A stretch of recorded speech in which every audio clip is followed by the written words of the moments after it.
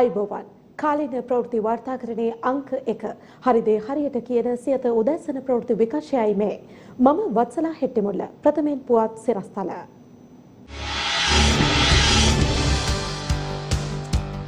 ආණ්ඩුව ජනතාවට මුං ඇටයක්වත් කන්න බැරි තැනකට ආර්ථිකය ගෙනල්ලා ජේසීගෙන් චෝදනා වෙළඳපොලේ මෙතෙක් තිබූ ජාවාරම් නතර කිරීමට රජය මැදිහත් වූ බව ඇමති බන්දුල කියයි. සමෘද්ධ සහ අඩු ආදායම්ලාභී පවුල්වලට අමතරව තවත් කණ්ඩායම් කිහිපයකට අද සිට රුපියල් 5000 දීමනාව. කිරුළපන සිරි ඇලන් මැතිණිය ආරාමයේ පැවති දානමය පින්කම සඳහා ජනාධිපති ගෝඨාභය රාජපක්ෂ මහතා සහභාගී වුණා.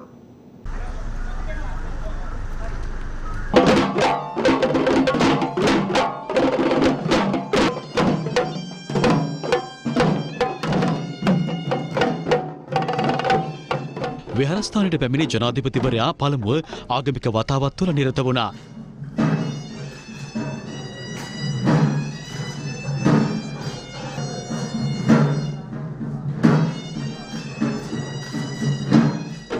ඉන් අනතුරුව දානමය පින්කමට එක් වූ ජනාධිපතිවරයා මහා සංඝරත්නයට දානය පිළිගැන්වීම සඳහාද සහභාගී වුණා.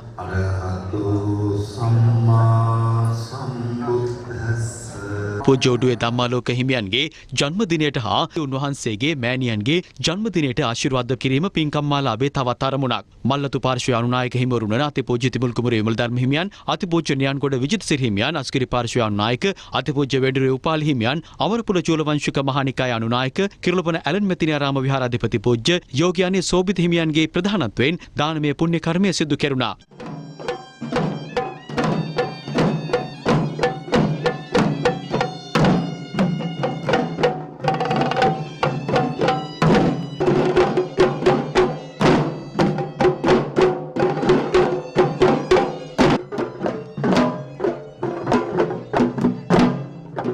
මලතු පාර්ශ්වයේ අනුනායක අතිපූජ්‍ය තිමුල් කුමරු විමල ධම්ම හිමියන් ජනාධිපතිතුමා වෙත මෙහිදී සිහිවටන තිලිනයක්ද පිළිගන්නු ලැබුවා. මහා සංඝරත්නය ඇතුළු මැති ඇමතිවරුන් හා රාජ්‍ය නිලධාරීන් රැසක්ද මෙම අවස්ථාවට එක්ව සිටියා.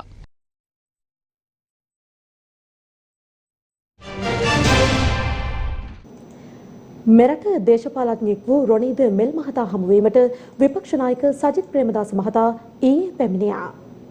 96 වන ජන්මදිනය සමරනු ලබන මෙරට බිහි වූ සුවිශේෂී දේශපාලඥයෙක් වූ රොනීද මෙල් මහතා හමුවීමට විපක්ෂ නායක සජිත් ප්‍රේමදාස මහතා පැමිණියා. එහිදී ඔහුගේ ජන්මදිනයට සුබ පැතුම් එක් කළ විපක්ෂ නායකවරයා සුහද පිළිසඳරකද නිරත වුණා.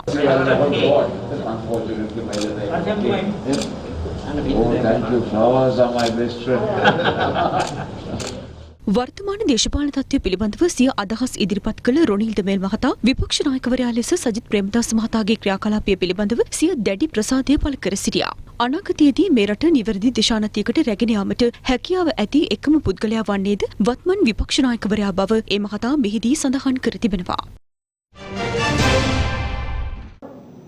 අලුත් අවුරුද්ද උදාවීමට දිනක් ඉදිරිව තිබියදීත් මෙවන විට ජනතාව තමන්ට අවශ්‍ය බඩු බාහිරාදිය මිලදී ගැනීම සඳහා නගරයට පැමිණෙමින් සිටිනවා. කෙසේ වෙතත් ජනතාව පවසන්නේ භාණ්ඩ මිල ඉතා ඉහළ බැවින් වාසිය ව්‍යාපාරිකයන්ට බවයි. සිංහල හින්දු අලුත් අවුරුද්ද උදාවීමට ඇත්තේ තවත් දින දෙකක කාලයක් පමණයි. ඒ වෙනුවෙන් දිවයින පුරා සිංහල දමිළ ජනතාව මෙවන විට විශේෂ සූදානමකින් පසුවනවා. පසුගිය වසරේ මෙම කාලය තුළ රටේ පැවති කොරෝනා වසංගත තත්ත්වයේ හේතුවෙන් සිංහල හින්දු අලුත් අවුරුද්ද සැමරීමට ජනතාවට අවස්ථාව හිමි වුණේ නැහැ. කෙසේ වෙතත් මෙවන විට රටේ පවතින කොරෝනා වසංගත තත්ත්වයේ පාලනයත් සමග මෙවර අලුත් අවුරුද්ද සෞඛ්‍ය ආරක්ෂිත ක්‍රමවේදයන්ට අනුකූලව සැමරීමට ජනතාවට අවස්ථාව හිමි වනවා. ඒ අනුව එළඹෙන සිංහල හින්දු අලුත් අවුරුද්ද වෙනුවෙන් ජනතාවගේ සූදානම පිළිබඳ සොයා බලන්නට අපි ජනාකීර්ණ කොළඹ නගරයට ගියා. සෞඛ්‍ය අංශ සඳහන් කළේ සෞඛ්‍ය නීති රීති වලට අනුකූලව මෙවර සිංහල අලුත් අවුරුද්ද සැමරිය යුතු බවයි. හැබැයි එවැනි තත්ත්වයක් අපට දක්නට නොලැබීම ගැන ඉතා කනගාටුයි. ඒ කෙසේ වෙතත් ඉතා ජනාකීර්ණ ප්‍රදේශයක් වෙන කොළඹ කොටුවට අපි ආවා ජනතාව මෙවර සිංහල අලුත් අවුරුද්දට සූදානම් වෙන ආකාරය පිළිබඳව සොයා බලන්නත් වෙළඳුන්ගේ ව්‍යාපාර කටයුතු කෙසේද යන්න පිළිබඳව සොයා බලන්නත්.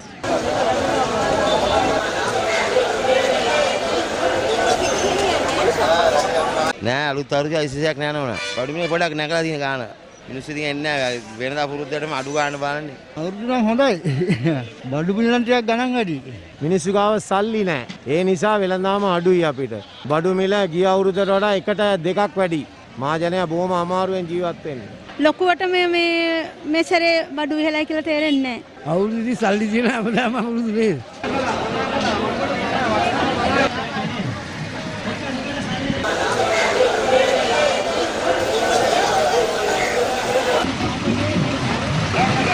අවුරුදු හොඳයි.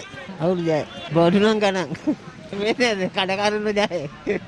මුදා පාර පොඩ්ඩක් යනවා වෙනවට හොඳයි කියලා කියන්නත් බෑ. ඉස්සරහට තව කණ්ඩම් වෙද්ද දන්නේ. අඩුයි කියන්නේ අඩුවකුත් නෑ බලාගෙන යනකොට. ගිය අවුරුද්දට වැඩිය නම් මේ පාර වැඩි වගේ හිතෙනවා. උත්සව සමයට ගම්බිම් බලා යන මගේ ජනතාව වෙනුවෙන් විශේෂ බස් රථ සහ විශේෂ දුම්රිය සේවාවක් පසුගිය 9 වෙනිදා සිට ක්‍රියාත්මක කිරීමටද රජය පියවරගෙන තිබුණා. ජනතාව මේ වන විට සිංහල අලුත් අවුරුද්ද සැමරීම සඳහා ගම්බිම් බලා පිටත්වීම ආරම්භ කර තිබෙනවා. රජය පසුගිය 9 වෙනිදා සිට විශේෂ බස් රථ සේවාවක් සහ දුම්රිය සේවාවක් ආරම්භ කරනු ලැබුවා. ඒ සම්බන්ධයෙන් තොරතුරු සොයා බලන්න අපි කොළඹ කොටු ප්‍රදේශයට පැමිණියා. බස් නම් මේ දවස්වල අවුරුදු හින්දා දිනනවා. පස්සේ ඉතින් කොහොමද ඉදන්නේ? බස් නෑ ගොඩාක් අමාරුයින් තමයි. අපි දැන් පේකමාරක් විතර යනවා. බස් තියෙනවා.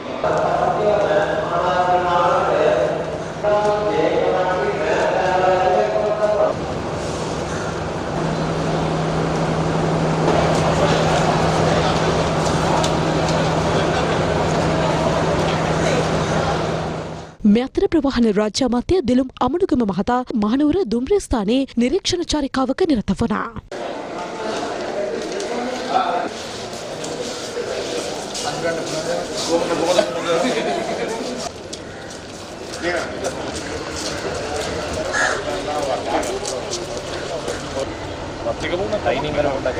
ඔබතුමාලා දැක්කා අපිට පළවෙනි වතාවට පුළුවන් වුණා මේ වතාවේ සිංහල හින්දු අලුත් අවුරුද්ද වෙනුවෙන් සෞඛ්‍ය නීති පවත්වා ගනිමින් විශාල ජනතාවක් ප්‍රවාහනය කරන්න. සාමාන්‍යයෙන් හොඳ දෙයක් කරුණාම මේක ඉස්මතු වෙන්නේ නැහැනේ. ඒක සාමාන්‍ය තත්ත්වයක්. මේ පහුගිය දින දෙක තමුන්නාන්සලා බැලුවොත් කොළඹ වෙන්න පුළුවන්, රටේ අනිත් ප්‍රදේශ වෙන්න පුළුවන්. බස් රථවල ගත්තොත් ආසන ගණනට පමණක් ප්‍රවාහනය කරලා සියලුම මගින් ගම්බිම් බලා අපිට යවන්න හැකියාව ලැබුණා. සෞඛ්‍ය නීති අනුගමනය කරමින්. ඉතින් ඒක අපි ලබපු විශාල ජයග්‍රහණයක්.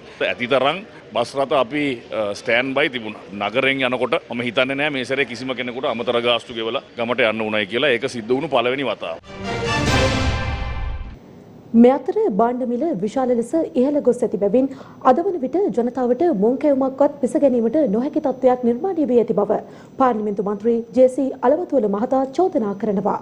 ඒ කුරුණෑගල ප්‍රදේශයේ පැවති මාධ්‍ය හමුවකදී එක පැත්තකින් බඩු මිල අහස උසට නැගලා. දැන් අපි උදාහරණයක් ගත්තොත් මුං කැවුම් කියන්නේ සිංහල හින්දු අවුරුද්දේ ප්‍රධානම කැබිලි මේසට එන ආහාරයක්. ඒක දැන් බලන්න අද මුං කැවුමක් හදාගන්න. එහෙම නැත්නම් කෑම මේසට ගේන්න අපේ රටේ ජනතාවට කොච්චර වියදමක් යනවද? දැන් මුංකට කිලෝ එකක් මේ වෙනකොට 1200 දක්වා ඉහළට ගිහිල්ලා තියෙනවා. එතකොට කහ කුඩු ග්‍රෑම් 100ක් ගත්තොත් 750යි. එතකොට කිලෝ එකක් රුපියල් 3000 ගානට එහා ගිහිල්ලා තියෙනවා. එතකොට පොල් තෙල් බෝතලයක් ඒක හොඳද වහද කියලා දන්නේ නැහැ. නමුත් රුපියල් 800යි. පොල් ගෙඩියක් රුපියල් 100ට ආසන්න මුදල 90යි 100යි. කැකුළු හාල් කිලෝ එකක් රුපියල් 100යි 110යි.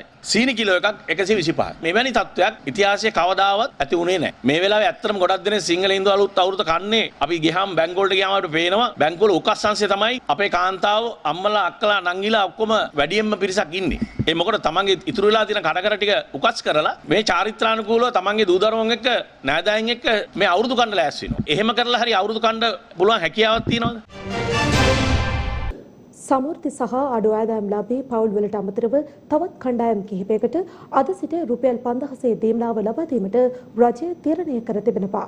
කෙසේ වෙතත් ග්‍රාම නිලධාරීන් සහ සමෘද්ධි නිලධාරීන් පෙන්වා දෙන්නේ දින දෙකක් වැනි කෙටි කාලයක් තුළ විශාල පිරිසකට මෙම දීමනාව ලබා දීම ගැටලුකාරී බවයි. එළමෙන උත්සව සමය වෙනුවෙන් අඩු ආදායම් ලාභීන්ට සහ සමෘද්ධි ලාභීන්ට රජය විසින් ලබා දීමට තීරණය කළ රුපියල් 5000 දීමනාව 12 සහ 13 යන දිනවලදී ලබා දීමට තීරණය කර තිබෙනවා. ඒ අනුව සමෘද්ධි බැංකු හරහා අදාළ 5000 දීමනාව ජනතාවට ලබා ගත හැකි බවයි රජය පවසන්නේ. මේ අතර දිවයින පුරා පිහිටි සතුස සහ සමූපාකාර ආයතන ජනතාවට අවශ්‍ය ආහාර ද්‍රව්‍ය ලබා ගැනීම වෙනුවෙන් 12 සහ 13 යන දින දෙක තුල විවෘත කර තැබීම මටයි තීරණය කර ඇත්තේ. මේ අතර සමෘද්ධි සහ අඩු ආදායම් ලාභීන්ට අමතරව 5000 දීමනාව ලබා දෙන කණ්ඩායම් ලෙස චක්‍රලේඛයක් නිකුත් කරමින් වැඩිහිටි දීමනාව ලබන පවුල්, ආබාධිත දීමනාව ලබන පවුල්, වකුගඩු දීමනාව ලබන පවුල්, සියවස් පූර්ණ වැඩිහිටි දීමනාව ලබන පවුල් සහ අභ්‍යාචනා ඉදිරිපත් කර සුදුසුකම් ලැබූ පවුල් නම් කර තිබෙනවා.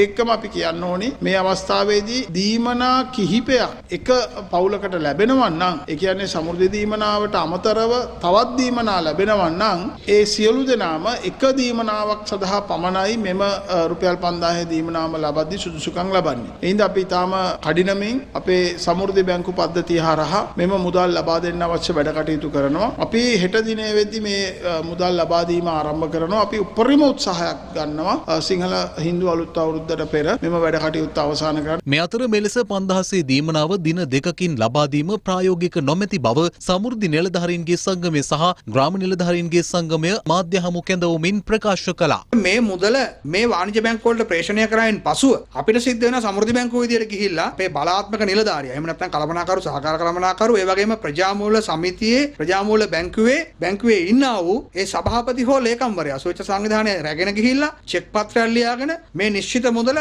සමෘද්ධි බැංකුවට රැගෙන එන්න. එතකොට අපිට ලොකු වේලාවක් යනවා. ඒකල මේක අපේ ශ්‍රේෂ්ඨ නිලධාරීන්ට ලබා දෙන්න ඕන. අපි ශ්‍රේෂ්ඨයේ ගිහිලා මේ මුදල අපේ කියන ওই ප්‍රතිලාභින්ට දෙන්න කියලා. ඉතින් ඒ දෙන්නකොට මේ කාල සීමාව තුළ මේක අපිට හෙට නිශ්චිත වශයෙන් ඉවර කරන්න බෑ. මේ නිලධාරීන් විදිහට අපේ අමාත්‍යාංශ ලේකම්තුමා හෝ ඒ අවශ්‍ය නිලධාරීන් මේකේ තියෙන ප්‍රායෝගික දුර්වලතාවය දැක්කේ නැද්ද කියන එකයි අපිට අහන්න තියෙන්නේ. අපි මේකට බාධා කිරීමක් කොහෙත්ම කරන්නේ නැහැ. මේ සියල්ල සලකලා බලලා අපි කියන්නේ මේක බිමේ සාර්ථක වෙන්නේ 15 වෙනිදාන් පස්සේ. 17 ලක්ෂයක් වන රාජ්‍ය නිලධාරීන් අතරින් ලක්ෂ 2ක් වන ශ්‍රේෂ්ඨ නිලධාරීන් සහ ප්‍රාදේශීය ලේකම්වරු ඇතුළු නිලධාරීන් අපහසුතාවට පත්වන ආකාරයට ගහෙන් ගෙඩියෙන්නා වගේ චක්‍රලේඛ නිකුත් කළා. මේ රටේ මහ ජනතාව සහ රාජ්‍ය නිලධාරීන් අතර ගැටුමක් ඇති වෙන තත්වයකට මේවටත් රුපියල් 5000 දීමනාව ලබා දීමේ කටයුත්තට බලධාරීන් එළඹිලා ඉන්නවා. හෙට සිංහල අවුරුද්ද දවසක් තියෙද්දී මෙම දීමනා ගෙවීම සම්බන්ධයෙන් නිලධාරීන්ට බලපෑම් ඇති කිරීම ඉතා කණ්ඩායමක් තත්ත්වයක්. අනිත් අතින් මේ රටේ රාජ්‍ය නිලධාරීන් ඒ වගේම සාමාන්‍ය මහ ජනතාව කොවිඩ් රෝගයට ගොදුරු වීමේ අවස්ථාවකට මුහුණ පාන්න පුළුවන්. ඒ නිසා පැහැදිලිවම එක පැත්තකින් ජීවිතයත් මරණයත් අතර තත්වයකට රාජ්‍ය නිලධාරීන් යොමු කරලා මේ රටේ ජනතාව සහ රාජ්‍ය නිලධාරීන්ගේ ගැටුමක් ඇති කරලා මේ කරන්න යන ක්‍රියාවලිය සම්බන්ධයෙන් දැඩි විරෝධය ශ්‍රී ලංකා ග්‍රාම විද්‍යා සංගමය ප්‍රකාශ කර සිටිනවා. මේ අතර රජය විසින් ලබා දෙන 5000 දීමනාව සම්බන්ධයෙන් පක්ෂ විපක්ෂ දේශපාලඥයින් මෙලෙස අදහස් පළ කළා. මේ රටේ සමෘද්ධිලාභීන් අඩු ආදායම්ලාභීන් වැඩිහිටි සහනාධාර ගන්න අය, ඒ වගේම වකුගඩු ආධාර සඳහා ගන්න අය වගේ විශාල පිරිසකට රුපියල් 5000ක් හෙට දවසේ සිටන් ලබා දෙන්න ආණ්ඩුව කටයුතු කරනවා. ප්‍රාදේශීය ලේකම් කාර්යාල හරහා ගැටලුව තියෙන්නේ සමෘද්ධි බැංකුවේ ආදායම් පාවිච්චි කරලා තමයි මේක ගෙවන්නේ. ඒ වගේම රාජ්‍ය බැංකු වල ආදායම් පාවිච්චි කරලා තමයි මේක ගෙවන්නේ. ඒ නිසා දැනටමත් සමෘද්ධි බැංකුව මූල්‍යමය වශයෙන් අර්බුදයට ගිහින් තියෙනවා. ඉතින් ඒ බැංකුවේ තැන්පත්කරුවෝ සියලු දෙනාම මේක හරහා අර්බුදයට ගිහින් තියෙනවා. රජය මූල්‍ය කළමනාකරණයේ පැත්තෙන් තමන්ගේ තියෙන දුර්වලතාවය නැවතත් පෙන්වලා තියෙනවා. ලක්ෂ ගානකට ඒ සහනය ලබා දෙනවා. ඒ සහනය මම හිතන්නේ මේ අලුත් අවුරුදු සමයේ ඊටාම ලොකු සහනයක් වෙනවා ඇති. ඒ දුප්පත් අයට ආර්ථික අතින් අපි පල්ලෙහාට බහැලා තියෙන අවස්ථාවකත් මේ වගේ දේවල් කිරීම ගැන අත්‍යවශ්‍යම ජනතාව මම හිතන්නේ රජයට ස්තුතිවන්ත විය යුතුයි. අපි මිනිස්සුන්ට රුපියල් 5000ක දීමනාව ලැබීමක් පිළිබඳව කිසිම විරෝධයක් නැහැ. ඒක ඉතාමත් හොඳයි. 5000ක් නෙවෙයි රුපියල් 500ක් හරි මිනිස්සුන්ට හම්බෙනවා නම් මේ වෙලාවේ මිනිස්සුන්ට ලොකු සහනයක්. හැබැයි බලන්න මේ ගත්තු තීන්දුව මොකක්ද කියලා.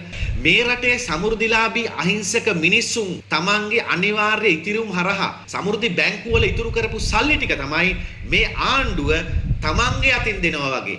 අවුරුද්දට නිකන් අවුරුදු කුමාරයා ඇවිල්ලා වගේ නත්තලට නත්තල් සීයා වගේ රුපියල් 5000 බෙදන්න හදන්නේ.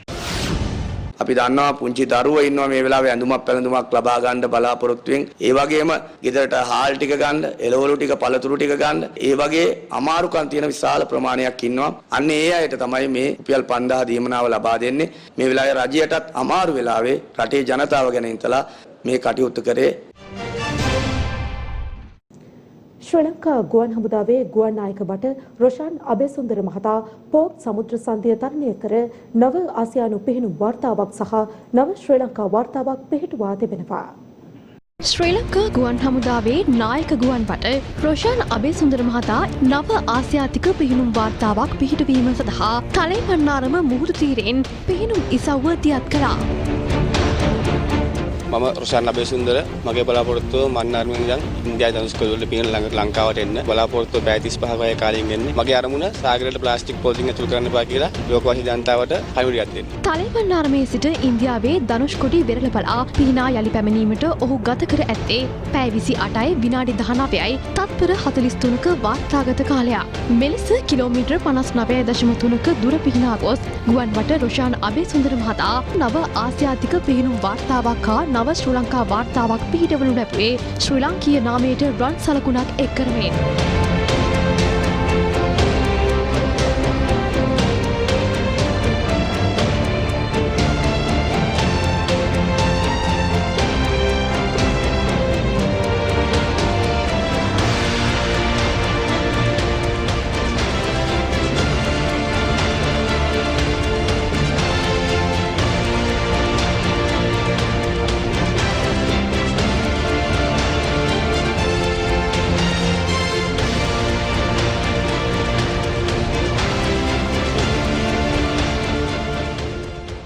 සම්බන්ධ උදව් කරන ගොඩක් ලොකු උදව් කරා ගුවන් හමුදාපතිතුමා ඒ වගේම ක්‍රීඩා භාරක මාල්‍ය ප්‍රධානතුමා ඒ වගේම ඩිරෙක්ටර් ස්පෝර්ට් එකේ සියලුම ඒ අංශය වැඩ කරන සියලුම දෙනා මේ උදව් කරා ඒ වගේම ගොඩක් ලොකු පිරිසක් මේ සමුදව් කරා මෙම කරතලය සඳහා නම් නොකියු සමුදායටම ගොඩක් ස්තුතියි මොකද මම මේ තනියම ආව ගමනක් නෙමෙයි මේක කරන්න ගොඩක් දෙනා මගේ පස්සෙන් හිටියා ඒ වගේම මම අද දිනේ මේ වාර්තාව ගොඩක් ලොකු ප්‍රමාණයකින් බ්‍රේක් කළා කියන්න බලාපොරොත්තු වෙන්නේ ලෝකවාසී ජනතාවට ප්ලාස්ටික් පොලිතින් සාගරයට මුද හරින්න එපා ඒ දේ මතක තියාගන්න බොහොම ස්තුතියි. රජයේ මැදිහත්වේ වෙළඳපොලේ මෙතෙක් තිබූ අතරමැදි ජාවාරම් නතර කිරීමට කටයුතු කළ බව අමාත්‍ය බන්දුල ගුණවර්ධන මහතා පවසනවා. හෝමාගම ප්‍රදේශයේ පැවති වැඩසටහනකින් අනතුරුව මාධ්‍යවේදීන් නැගූ ප්‍රශ්නවලට පිළිතුරු ලබා දෙමින් අමාත්‍යවරයා මේ බව ප්‍රකාශ කළා. පාරිභෝගිකයන්ගේ තියෙන තෝදරම තමයි දේශීය පොල් තෙල් විශාල ලෙස මිල ගිහිල්ලා. මේ පිටකොටු වෙන්න ජාවාරම්කාරයන්ගේ පොල් තෙල් විකුණ ගන්න බැරි වුණාට රුපියල් 600ට අඩුවෙන් පොල් තෙල් තියෙනවා. අපි රජයේ BCC ආයතනයේ සතයක්වත් මිල වැඩි කරලා නැහැ. අපි කරන්නේ මේ රටේ මෙතෙක්කල් තිබුණ ජාවාරම් නැවැත්වීමනේ. රජයේ මැදිහත් වෙලා මේ වෙළඳ පොලේ මෙතෙක්කල් පැවතුණු අතරමැදි සූරා කෑම නතර කිරීම සඳහා රජයේ බරපතල ලෙස මැදිහත් වෙලා තියෙනවා. සාන මල්ල දෙන අවස්ථාවේදී රටේ සියලුම අය සාන මල්ලට විරුද්ධව පුද්ගලයෝ යොදවලා දෙවන්ත අද්භූත චෝදනා රාශිය සානමල්ලට නැගුවනේ. පොලිසිය හොයනවා මේ ප්‍රකාශන කරපු අය නෑ. දැන් දුටුතැන අල්ලන වරන්තුවක් ලබාගෙන ඒ අය අත්අඩංගුවට අරන් ඉවෙලා ඒ මාධ්‍යයට තමන්ගේ ප්‍රකාශ ගැන කියන්න කියලා තියෙනවා. මම මගේ නීතිඥයන්ට බාර දීලා තියෙනවා. සතොස්ස සානමල්ලට විරුද්ධ කරපු අපහාසයට කෝටි 50ක වන්දියක් ඉල්ලලා එන්තරවාසියක් යවන්න කියලා නීතිඥයන්ට බාර දීලා තියෙනවා. ඔබතුමාට ඇයි බැරි වුණේ හාල්ම අඩු කරගන්න 180කට කියලා අපිට ලංකාවේ කඩ ඔක්කොම අපිටයි තියෙන්නේ නෑනේ. ඒකට පාලන මිලක් දාන්න බැරිද? පාලන මිල දාලා තියෙනවා. පාලන මිල ක්‍රියාත්මක වෙන්නේ. දැන් දන්න ලෝකයේ නොදන්න තොරතුරු සොයා යන Do You Know?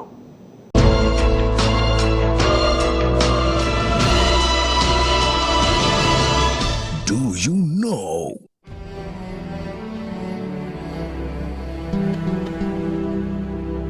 දන්න ලෝකේ නොදන්න දේ සොයා යන ගමනේ අපි අද කතා කරන්න යන්නේ දිව්‍යමය ඖෂධයක් ගැන. ඒ තමයි සිනහව.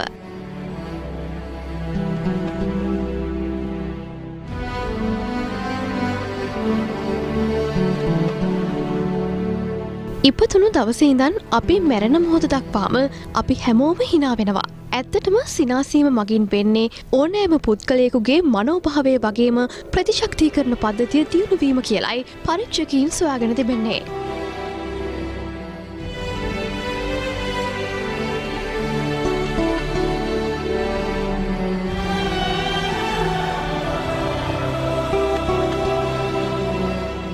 සිනාවෙන් ප්‍රතිශක්තිකරණ පද්ධතිය වර්ධනය වෙනවා වගේම ආතතිය සමනය වෙන බවත් සොයාගෙන තිබෙනවා. සිනාසන විට අපේ මුහුණේ මාංශපේශී 5 සිට 53 දක්වා භාවිතා වනවා.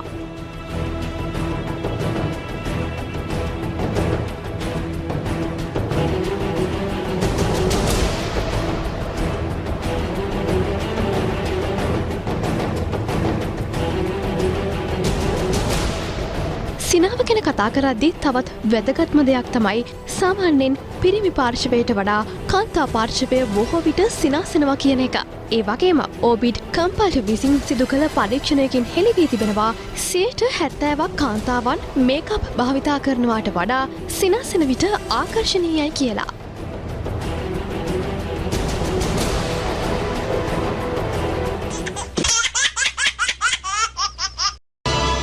Do you know? එත් සමගින් සියත උදැසන ප්‍රවෘත්ති විකාශය මෙන් නිමවට පත්වනවා.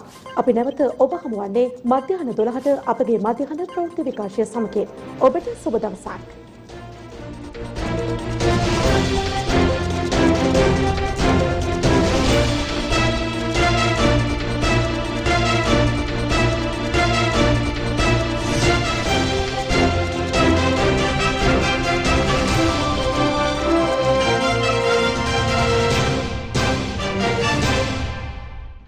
දිනපතා අලුත් වීඩියෝ සහ ප්‍රවෘත්ති නැරඹීමට ඉහත බටන් එක ක්ලික් කර සියත TV සබ්ස්ක්‍රයිබ් කරන්න.